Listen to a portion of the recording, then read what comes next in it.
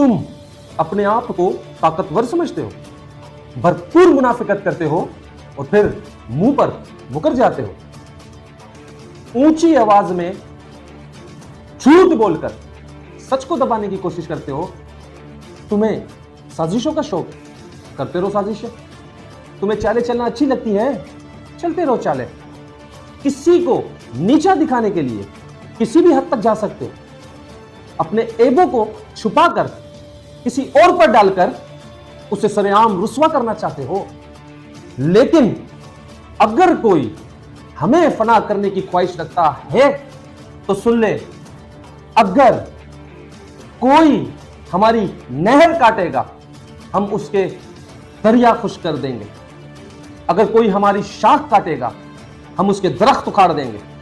जान लो, अगर हमारी आग बुझाने की कोशिश की हम उसका सूरज बुझा के रख देंगे।